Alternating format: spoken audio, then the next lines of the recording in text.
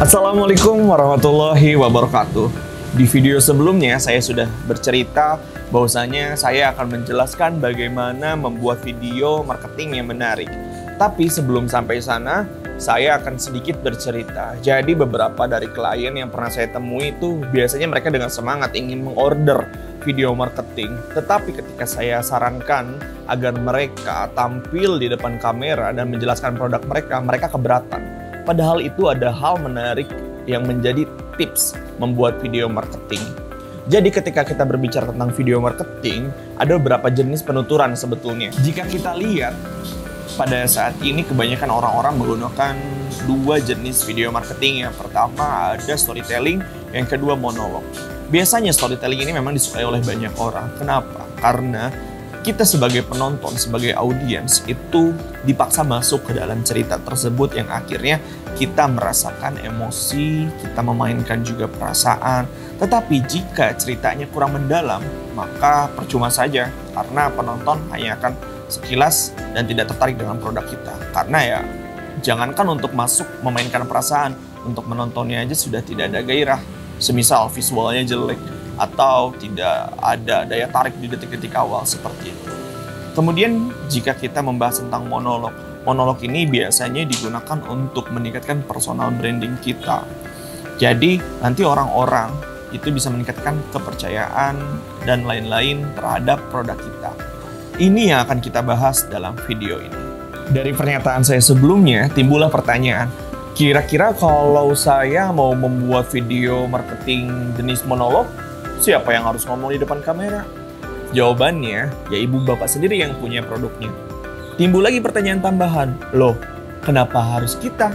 Nah, ini yang akan saya bahas. Yang pertama, pemilik bisnis lebih paham tentang kualitas produk beserta keunggulannya. Boleh-boleh saja sebetulnya kita misalnya memanggil orang untuk berbicara di depan kamera menjelaskan tentang kualitas produk ibu. Tetapi, mereka akan menjalankannya berdasarkan teks yang telah dibuat dan kepentingan bisnis. Itu selesai, ya sudah, tidak ada urusan lagi. Lain halnya ketika ibu dan bapak yang merintis bisnis ini bercerita tentang produk ini, maka ibu akan menghasilkan sesuatu yang maksimal karena menggunakan hati. Ruhnya itu dapat. Jadi segala sesuatu yang ibu jelaskan itu bisa tersampaikan secara maksimal. Yang kedua, pemilik bisnis lebih paham siapa target pasar dari produk tersebut. Ada dua kasus. Yang pertama, jika Anda belum pernah membuat video marketing, tetapi bisnisnya sudah jalan. Seperti apa? Oh, itu sebetulnya ada keuntungan lebih. Mengapa? Karena sebelum membuat video marketing, berarti Anda sudah tahu target pasar Anda siapa saja. Laki-laki kah atau perempuan kah? Usianya berapa? Demografinya di mana? Dan lain-lain. Jadi ketika Anda membuat video marketing, Anda harus berdasarkan pada hasil penjualan sebelumnya, target pasarnya seperti apa. Dan kasus yang kedua, saya belum pernah membuat video marketing karena saya juga belum punya atau saya juga belum memulai bisnis. Itu usahakan untuk riset terlebih dahulu. Kira-kira produk Anda cocoknya untuk siapa, target pasarnya siapa saja, di umur berapa tahun, kondisinya seperti apa, dan lain-lain. Yang ketiga, meningkatkan dan menumbuhkan kepercayaan konsumen dan calon konsumen. Jika sebelumnya Anda sudah memiliki konsumen, tapi belum pernah membuat video marketing, kemudian baru membuatnya sekarang-sekarang, kira-kira apa yang akan terjadi dengan konsumen lama? Yang jelas, mereka akan meningkatkan kepercayaan terhadap produk Anda. Karena ketika mereka melihat, wah, ternyata produk yang saya pakai sekarang sudah banyak iklannya. Ternyata produk yang saya pakai sekarang video-video dan konten segala macamnya sudah lengkap. Itu mereka akan lebih bangga untuk menggunakannya dan mereka akan menganggap bahwa bisnis Anda sudah satu tingkat lebih atas dibanding sebelumnya. Lantas, bagaimana dengan konsumen yang belum tersentuh atau para calon-calon konsumen? Mereka jelas akan percaya karena sebagian besar orang ketika misalnya video belum ada, tapi produk sudah ada, iklan belum ada, produk sudah rilis dan lain-lain, itu mereka sedikit kurang percaya. Tapi ketika mereka sudah ada, melihat iklannya, melihat spesifikasi produknya seperti apa melalui video, maka mereka bisa menjadi konsumen baru Anda.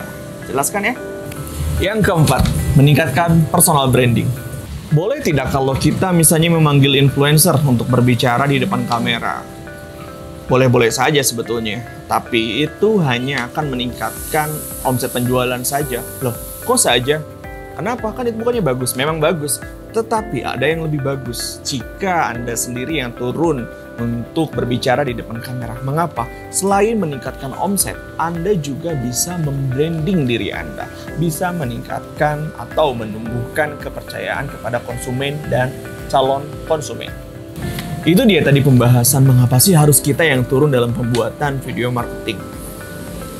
Kira-kira sudah siap belum untuk membuat video marketing yang menarik? Karena saya akan menjelaskan di video selanjutnya bagaimana cara membuat video marketing yang menarik dan menghasilkan.